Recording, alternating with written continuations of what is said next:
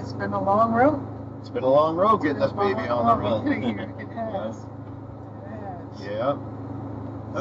What do we have? Like 4 years?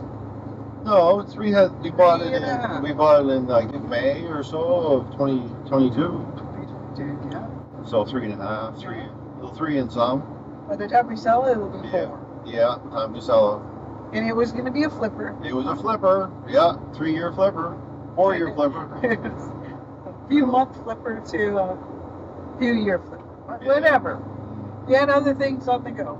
The guy that had it, he must have drove it at first because he had a shift pin put in it in 1973 in Saskatoon here. Yeah. But the car itself, we found documentation in it, or That's papers, right. that it came from, what did I say, Vancouver, Washington. Yeah. So somehow it made it up in that short time from 1965 to 73. It made its way up to Saskatchewan. So then it made it up there. Anyway, getting back on the story of the gentleman that had it, it was last registered when I got it. Last registered was 1982. So the gentleman was sick and he eventually passed away. And his wife sold off the assets. And a gentleman up in Candle Lake, Saskatchewan bought it at auction. And I did a video showing the car. Like, I was able to find the old auction listing and I took pictures from there. And anyway, so it ended up Candle Lake, Saskatchewan, but the guy he thought it was just too much work for him. He wasn't going to get around to it, so he put it back up for sale. Because I did a video when we went up to get it back in the day. That's right. The car had a lot of mice in the headliner. Yeah. That's where they were, in the headlines. Not pleasant. Yeah, no. It smelled not good at all. Yeah. They were under the back seat and in the headliner. They didn't get up in the heater or any of that stuff, which was odd because that would be a place you would think they would go. But they weren't in there. I took it all out, stripped the headliner out, stripped the carpet out, stripped the whole interior out, bleached the whole thing to get the smell out, And cleaned everything. not just once, multiple times. Because Yeah. we went for cruises in it, and you I smell would it. complain that it would smell. In the vents, yeah. And then we went to the point of, okay, Yeah. and we'll bleach through the vents because even though there was no stuff in them, it's maybe that was their. Oh, I know what happened there. They got up around in the cowl, under the cowl. That's right. Yeah. And around with the vents pull air through, but they Yeah. didn't get in the heater. I took it right out. There was nothing in there. That's right. So that's where that smell was coming. So anyway, I got the cowl off and cleaned it all out in there, bleached all that. Now it's good. But new. Yeah, it smells like a new car. Smells like a new car. It. Are they gonna stop? Yeah, they're stopping. Anyway, so then I sound deadened it with some of the Yeah, we used the. Amazon sound deadening. Yeah. Like a kill mat, but anyway, did all that, put new Kill that carpet, light. kill mat light, and put a new headliner in. Sound deadened the headliner as well. But holy man, like there's so many things that did do it, I can't remember. We took every bit of chrome off. We Oh, yeah. polished everything. We took Yeah. the dash out. Yeah, We cleaned everything back there, and Yeah. then made sure all the wiring was okay and those kinds of things. yeah. What else? As far as the interior, you put a new carpet in. Oh, before you put the kill mat and the carpeting in, Oh, I fixed the floor pans. fix the floor. The front floor pans. That's Yeah, right. the driver's side was gone. Back about 6 inches of it. But the passenger side had about 2 inches. But either way, I said I'm going to make new floor pans. So I made some. And they are replica. Beverly made a template. So on the bead roller, I made replicas of the other ones. That's right. And put in the floor pans. The rear floor pans are in really good shape in this car. There was no issue there. But then, yeah, so that was kind of the body work we did up front. That's right. Then we put the carpet, the headliner, we cleaned everything, polished everything. Yeah.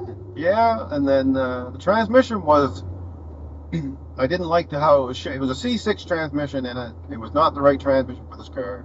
These 65s were cruise-o-matic only. 66, they used C6. Anyway, someone had taken C6, but not even the right C6. They didn't get a C6 from a 66 Thunderbird, which is very specific to 66. The way the valving to match the column shift, 1 year only thing.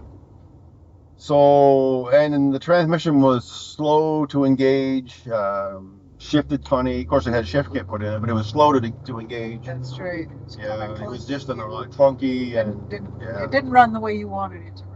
No, and they kind of monkeyed together a bracket because the C6 factory bracket on a 66, it's a little further back, and they just put some flat iron in there, and it was okay that way. It would have worked fine, but the transmission itself worn out.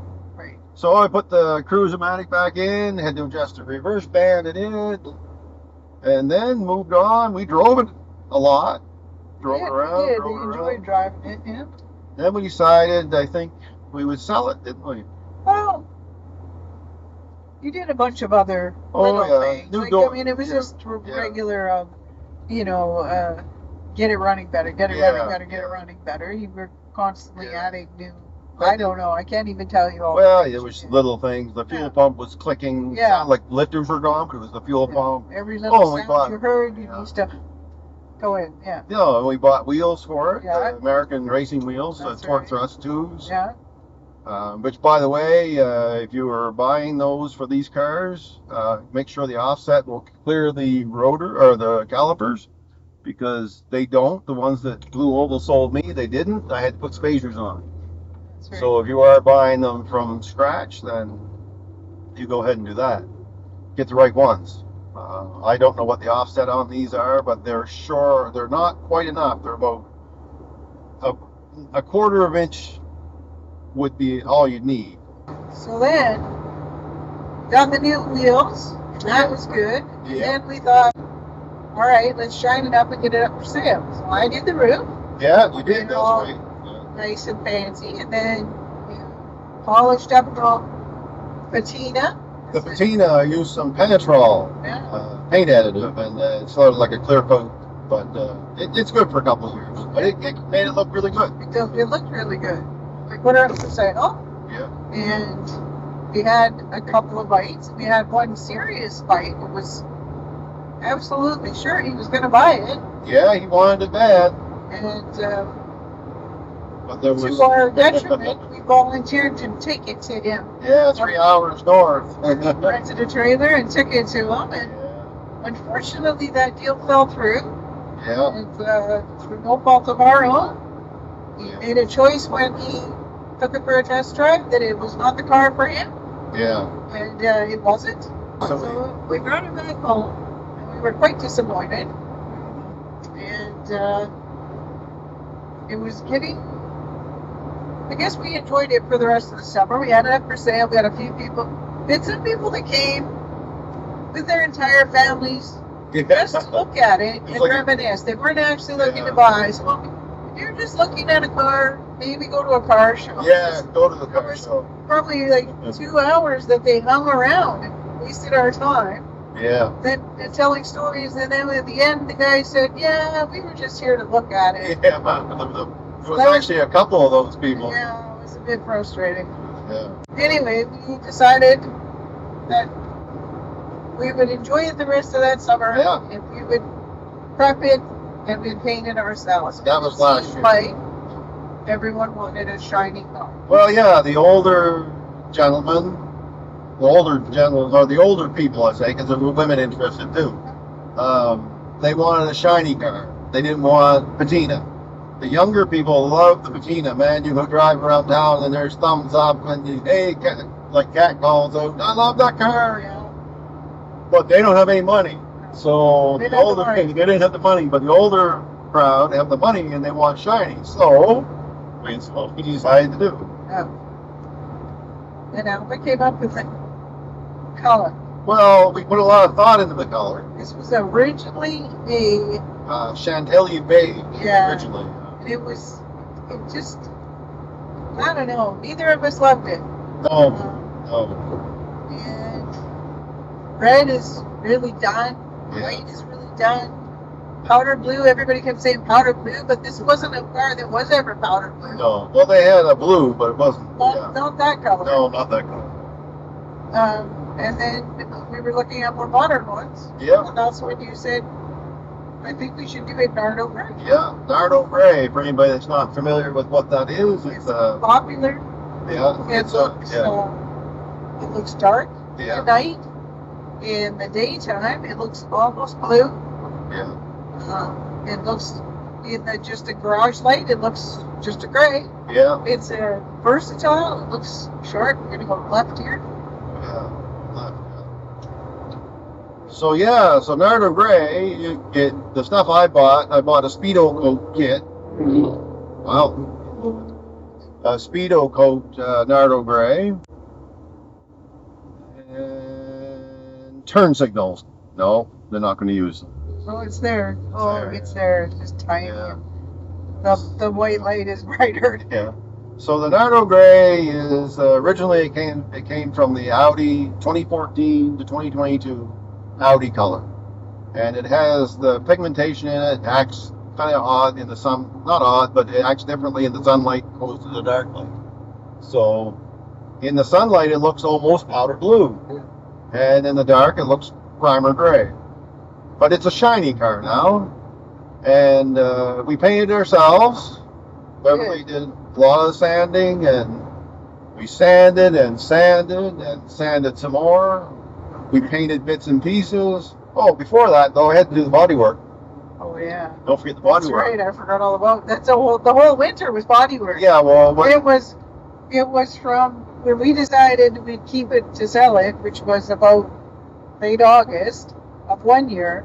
You never stopped doing body work. Yeah. Well, I put it away for a little while. I stored it back in the back. That's true.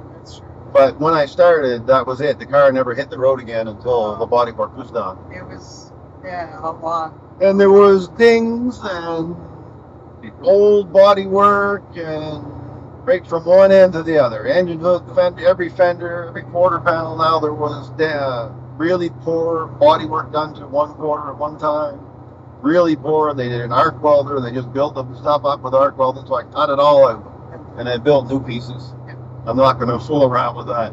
I mean, to buy a panel is $400 for a little tiny patch panel. I can build no quicker than that. But anyway, so then the other side, that was on the driver's side. The passenger side quarter panel only had a small bit of rust in it. It had been replaced at one time and had a so-so installation on it, but it was a factory board quarter panel. So I took some prints off that. I made a flexible pattern off of it. Right. And that was very handy for the other side, and I'll be using it again on the convertible. That's right. Yeah. So anyway, and then did a lot of body work, replaced any rusty spots with new metal. There is some filler in the car, yes, there is, but it's thin. It's within the specifications of the filler. And I used 3M filler. I didn't use just Bondo stuff. Not Bondo Billy here, So I wanted the car to be done and up for sale in June. By June. But real life for me, my life outside of cars, got much more intense. My mom isn't well, and she's aging. And I spend a lot of time going back and forth to spend time there. And so that left you doing all of it by yourself, prepping for paint and things. Yeah. You did body work after body work. Even and then, because every time you could go to sand to get something ready, you would find more Bondo and more massive dents and holes and weird, strange filler. And this is Saskatchewan. We tend to use whatever's handy to fix whatever. Yeah. So, contact cement in places it shouldn't be, tar in places it shouldn't be, weird whatever. You found so many things. I come home every day to a new surprise of guess what I found today.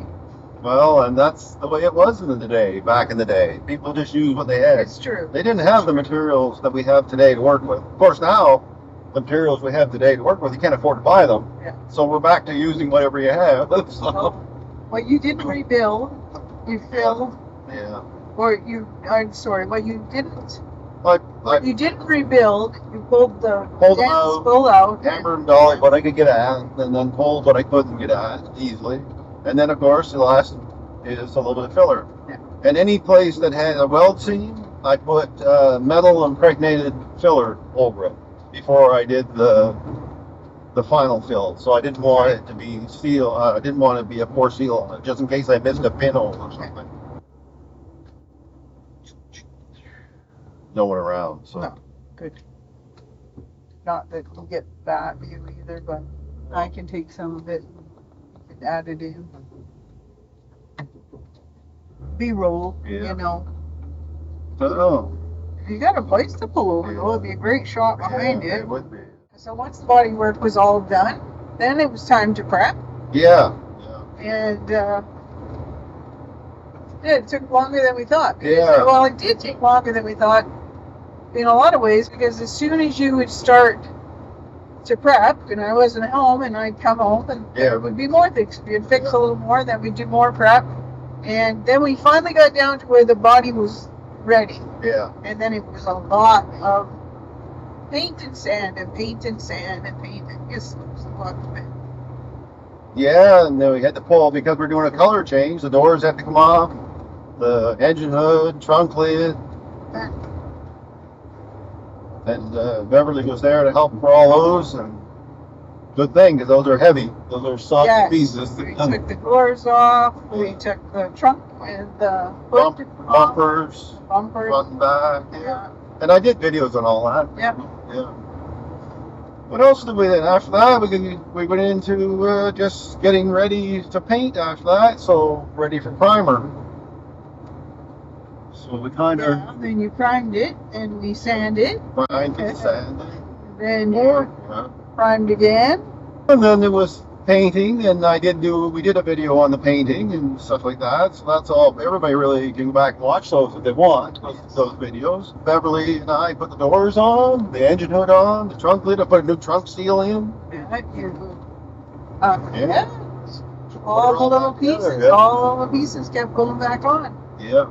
It's a lot of work. Well, anybody that does this already knows how much work's involved. Well, the hardest part, the whole thing, was finding which screws went. So many screws in this car. And so much variety. There was like all these little screws, but there was like, I'd guess at least 4, maybe 5 different lengths. Yeah. They were all the same size and thread, but you know, if you use too many of the long ones too soon, you're stuck with ones that don't work later. Yeah, I had a gas tank. I bought one. I said, well, I'm going to put it in. That's right. Gas tank in, and what did you do? You undercoated that? Oh yeah, I undercoated all the areas where I worked inside the car and inside before I put the door panels on. It's all done with fluid film, kind of a mix of fluid film and rust check, the red rust check stuff. I kind of blend them together. They seem to work well together. They sprayed easier that way, and they seem to lay down nice. So that's what I did. I'm going to do, where you going? Over around? Yeah. So next spring, I'm going to put it up on the lift before we go sell it. I'll give the hole underneath with a coat of fluid film everywhere. And what's left to put on it, actually, it's not completely done. The inner, it'll never be completely done. The inner fender, the rock guards, or the inner front fenders aren't in. Right. And I got to put those in. Oh yeah, that was another thing you did. Once it was all primed, you lined up the skirts, and they weren't correct. Oh, the you fender needed to re-correct those. Those darn fender Thankfully, skirts. before we painted. I worked on that driver's side quarter panel on the fender skirt area, the arch. 3 times I had to rebuild that. That's right. And that's my own fault, because I just said, oh, it looks good. So you assume, and guess what? I had the fender skirt, but I wasn't letting the fender skirt tell me what to do. Yes. It looks so good, though. It's got a nice shine. Yeah. You can see it sitting outside, and you're just like, I just went it in and got pearl. It certainly is an eye catcher. And I never mentioned too, I had the engine right out, and we redid the whole engine bay, which is a video on that as well. That's right. Repainted the trunk, Yep. seam sealed and repainted. Now all that trunk Oh yeah. is going to be soundproof. The trunk had, again, all kinds of crazy gunk in there. Yeah, there's everything in it. Like contact cement and something. I think they got carpet to it. Maybe we pulled it all over. There's a kit that goes in them. They glued them on with contact cement. Anyway, I scrubbed all that out. Yeah. A lot of work. Painted, sanded, painted. Yeah. Yeah, it's never ending. So I want to buy this car and take this off my husband's plate because he will not stop fixing it. Every time we drive, it's like, oh, I should do this. I should do that. It's very quiet. It runs nice. It runs really along nice. I need to do a little bit of alignment work on it because as you see in some of the videos, I did a control arm and I did ball joints. And it's running good now. It's pretty good, yeah. But it needs to be a little bit of an alignment done. And there's still a left rotor to be put on. I put the right rotor on because it was thumping. And there's nothing worse while you're driving than a thumping rotor. So I changed out the third member. It's a not Ford 9-inch. So I changed out the third member because it had a whirl in it. Like anybody that's been a Ford person and knows what I'm talking about is that whirly sound, which is really annoying at about 40 to 60 miles per hour. Yeah. Oh, there's another old car going there. An old Pontiac. It looks like it is an old Pontiac. Follow him into town. Oh, the Pontiac.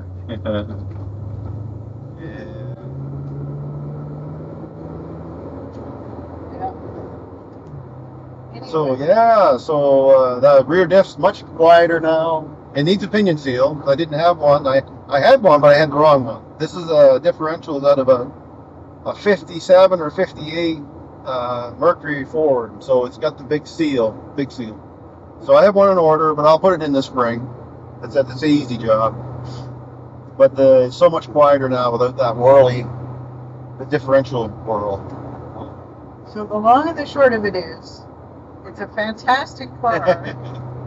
It's going to be up for sale. Yeah. Well, we are probably not going to get our money back on it. No. Someone just can't leave well enough alone. Someone just can't sell saying good enough. No, I don't. And I appreciate that. Yeah. When it's good enough, it has to be good enough for me. Yeah. And if it's not good enough for me, then I won't sell it to somebody. Yeah. I mean, if there's something happens to a car after you sell it, well, but I'm not going to intentionally sell something that I already know is something wrong with it. Right. But then that leads to spending money. The moment you say to someone who's trying to buy it, well, it still needs this, it still needs that, then they seem to think, oh, that means it's not worth what you're asking. Yeah. But when everyone who sold a vehicle knows you've already factored that in when you're asking a price. One thing that was really nice about this car, the glass was all good. The glasses. It has a good windshield. The side That's why I glass was worried when you were around that Jeep, because he didn't care about your glasses. No, he didn't. No. So that's quite a bit. I mean, just a windshield for these in Canada, just to buy the windshield's $500. Yeah. Let alone, well, I would put it in myself. But say you had to get it installed, there's another couple of hundred. So it's pretty pricey little endeavor. Yeah. So that was nice. It's comfortable. It's warm. Man, I'd take this to the East Coast now. Yeah, I would not do. Probably not. It would cost you a fortune in fuel. Yeah. This probably costs, I don't know how much. Oh, man. Just $50 probably just to drive this around for not even an hour. Close to an hour. It likes the fuel, this baby. Yeah. You got green light. Green light? Oh, green light, yeah. This used to be a four-way stop. I'm so still in the four-way stop mode.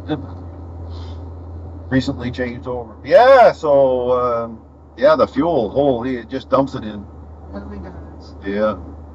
There's got anybody going with El Camino going? Old 70s El Camino. Want to take a run up the? Yeah, we'll go right up the strip. And I think And head her for home. It's getting dark now. I noticed my passenger side headlights a little bit. Looking for deer, we'll call it. Oh, yeah. Looking for deer. Yes. And the old guys used to do that around here. They would have one headlight pointing more up, though, and off to the side so you could see the deer.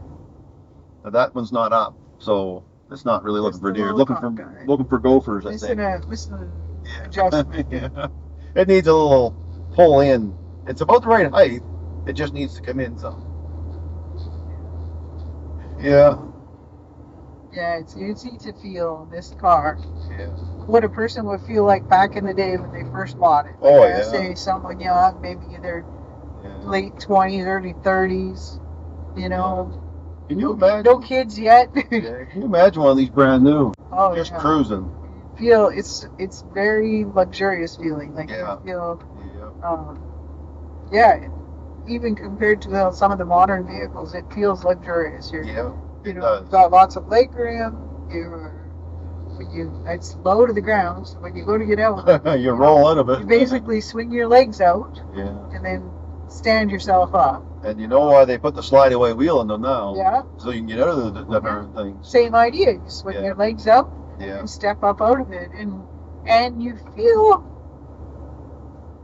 well off. Yeah. Stepping up out Yeah. of this, like it's got a very nice It's a feel. You luxury can see sport. why it was considered a luxury sport. Yeah. Well, you figure Beverly head her back to the farm. I'm from home, yeah. We'll go through the back way, or Yeah. we may as well. May as well. Well, probably may as well. Yeah. Not a big. Well, in the summer, there's a kind of a more cruise Yeah. There's vibe. People are cruising. Well, we saw Pontiac tonight and an El Camino, so there are people out, and we're not the only ones. Yeah, the Last few runs of the season, yeah. When it's dark like this, you can't see all the people waving No. at us. A lot of waves we get.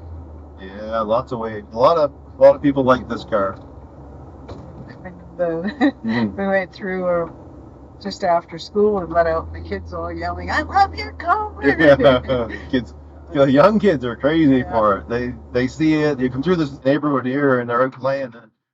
They just thumbs in the air and love that car. Rev it up, rev it up. It's like, no, I'm not gonna do that. Thanks. Sorry, guys. Kids there, yeah, kids right there yelling at it. Yeah. Yeah, they know the car. They've seen it around lots. Yeah, those two, they're out there all the time. Waving. Yeah, waving. I don't have an air horn. They keep pulling down on their hand like they're like I'm a big transport truck. I don't have an air horn. You could lay the horn on though. Yeah, no, I'm not. So it's a neighborhood here. It's quiet. So It's like 6:30. I know. You could lay it. Or Yeah.